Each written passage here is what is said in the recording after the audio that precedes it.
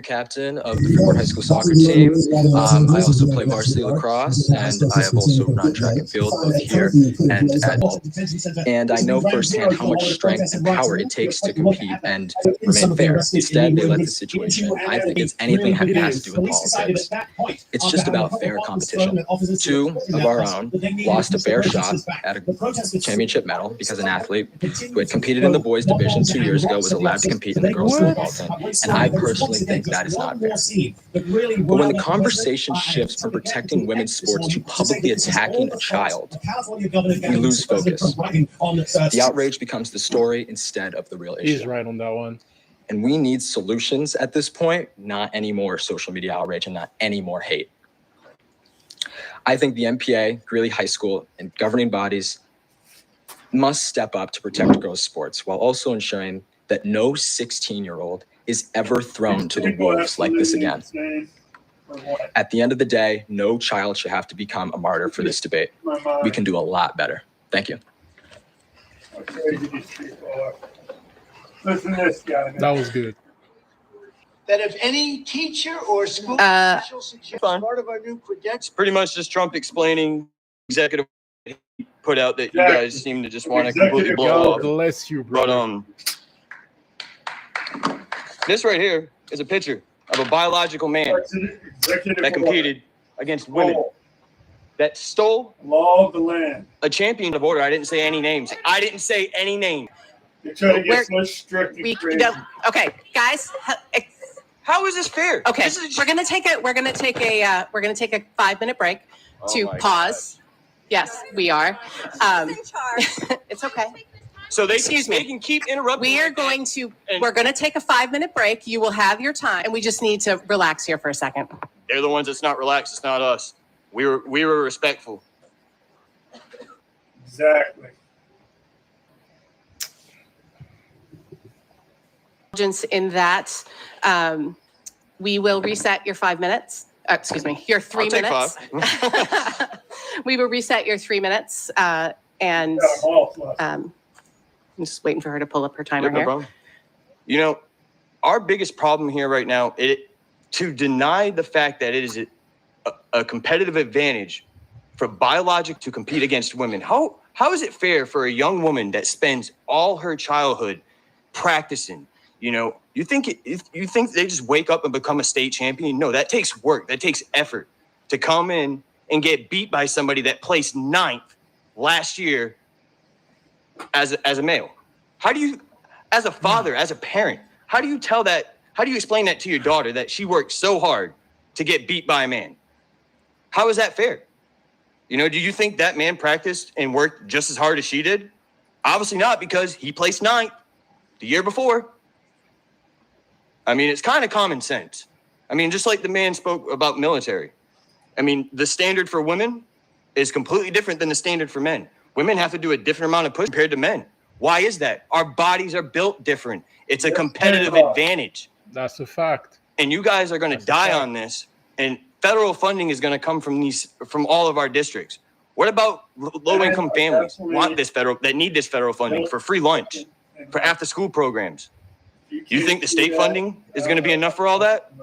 The way Janet Mills is spending our money? Absolutely. Really? I mean, come on, guys. What are we going to do? When are we going to start thinking about our kids again? When are we going to go back to teaching again? We worry more about same-sex bathrooms and all this than we do worry about our test scores and everything else. When are we brainwashing these kids? That's exactly what you guys are doing. You're indoctrinating these kids. And I feel bad for every single one of them. Because when I was in school, this was not a thing. You did not walk down the school hallways and see a pride. You weren't celebrating what people did in their bedroom. You don't have a straight flag hanging up. What makes somebody who they are is their character. You want. You guys have a good night. I would like to show my support for a team that rightfully earned its place in competition, only to have that opportunity taken away by an unfair policy that ignores the integrity of women's sports. Enough is enough. It is time for stand against the Maine Principals Association and the governor's policies that are failing us. We have trained, we have sacrificed, we have played by the rules, Yet we are being forced to watch as the rights and opportunities of female athletes are stripped away. If those in power refuse to protect fairness in women's sports, then we must make them understand the consequences of their decisions in the only way they seem to understand: through time, resources, money, and undeniable public pressure. For the past 3 years, I have competed in congressional debate, which is another organization governed by the MPA. Even in debate, there's a culture in the state of Maine that is anti-woman, and our own state judges making comments such as, "Your voice is too feminine. You would never be taken seriously if you continue to hold yourself that way. Your views are..." The fight is not just about one team, one championship, or one season. This is about every girl in the state of Maine who has ever laced up her shoes, stepped onto the field, prepared for a tournament, or poured her heart into a competition, believing that she had a fair shot. It is time to act. Show up for your games, your meets, and your tournaments. Be ready to compete, and then stand together in silent, unwavering protest. Let the empty scoreboards and unanswered whistles send a message loud enough to the MPA, our schools, and the state that they cannot ignore it. I believe that the board should take a public stand against the MPA and the governor's position. We are not just athletes. We are not just students. We are not just parents. We are fighters. Let's keep women's sports for women. Thank you.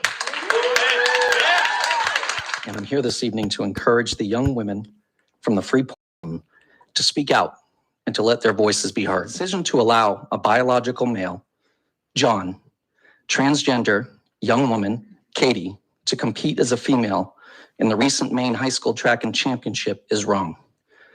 The biological young man is a newly transgender athlete competing in a sport where he clearly has a physical advantage. It doesn't seem that there was any consideration given by the MPA to where in the process the young man is in his actual transition. Just from the pictures that were recently posted on social media, and I'll be honest, they were hatefully done in some cases. Last year, he was on the podium as a male winner. This year, he topped the podium as a female. You can't make this up. And his victory was insubstantial. 8 inches in track is a huge margin for those of you who are unaware. Whoa. Who competed all season long to be denied because a transitioning student usurped them wholeheartedly. Because of this, for the record, whatever this young man wants to do is up to him and his family. Can you please silence him? Well, I think we're not talking names or any. Oh, okay. Yep. Okay. There will be no names. Can I have my time reset, please? And can we please ask the public to stop talking? I did. Thank you. Can you please listen? Thank you. We're directing comments to the board, not to other individuals in the crowd. Yeah, but they've been disrespectful, ma'am. I understand. We paused your time. I apologize for your interruption. And if you're ready, you have 48 seconds remaining. And then also, just to clarify, point of order, the person who was the former board member, you allowed her to continue, but you asked somebody prior to that to finish up. So just be fair for everybody. I am when the time I'm goes just off. letting you. No, you didn't say Okay. anything to that person. All right, so your time is about to start. I tried to find a pause in the thought before I ask folks to finish up, regardless of the position that they're taking. To me, this isn't a judgment call. It was just wrong to let the young man compete. I believe the MPA should at least develop some standards and/or tests. They already exist for elite athletes. Read the studies. Talk in terms of anatomy and psychology. Think about it. Some common sense. At the end of the day, we had an example with a volleyball player, Common a male sense. volleyball player, regardless if he was transitioning or not, slammed a ball into a young lady's face and broke, I believe, her orbital bone. Common sense. I was in the military. I served in the Gulf War, and our female American soldiers had to be masked up and always follow behind us. How is that equal? We couldn't get our pay, our danger pay, because we had female American soldiers with us. Think about that. We want to talk about being inclusive. Let's just say a certain mindset gets bullied by certain individuals. I was already bullied this evening because I have a different point of view. You want to talk about being inclusive? America being the soul of America? Well, let's think about it. Everybody should have a Deeply concerned and disappointed by the Maine Department of Education and RSU 5 district's decision to disregard federal protections and continue to push policies that strip our girls of the very opportunities that Title IX was created to protect, and frankly should never have been enacted in the first place. Title IX was designed to ensure fairness and equal opportunity for female athletes, not to be twisted into something that erases those protections.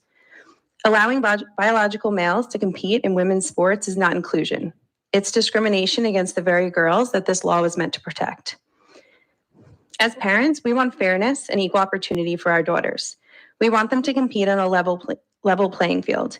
We want their hard work, their dedication, and their dreams to be valued, not sacrificed for political ideology.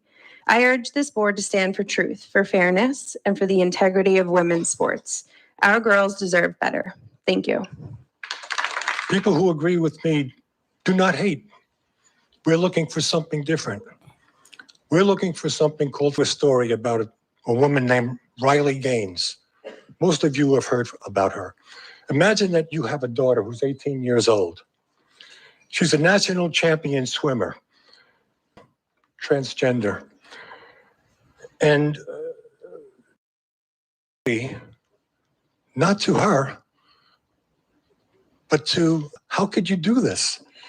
And he said, took her aside and said, we have to be tolerant, we have to accept, we have to welcome DEI.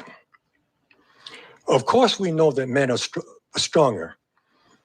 We are bigger, our heart size is bigger, we have 40% larger lung capacity, our throats are bigger. And that's very important, very critical when you're in any kind of athletic endeavor. Well, to add insult to injury, when they took the picture of the trophy, they gave the trophy to the transgender and had her hold the trophy. And with tears in her eyes, Riley Gaines, and We're going to ask that you don't specifically name students, regardless if they're in this district or not. What are you talking about? She's a national figure. Okay, She's on TV all the time. I'm sorry. I thought you were talking Please about give me my time back. Please give me some time. She went to her coach in tears. She said, I sacrificed 18 years of my life, my social connections, my diet, my practicing every day. How could you do this to me? And the coach just walked away. He said, I can't answer you. Again, he says something about being accepting. We talk about pain tonight. Think about the pain of these young women and girls who sacrifice so much to be put in a position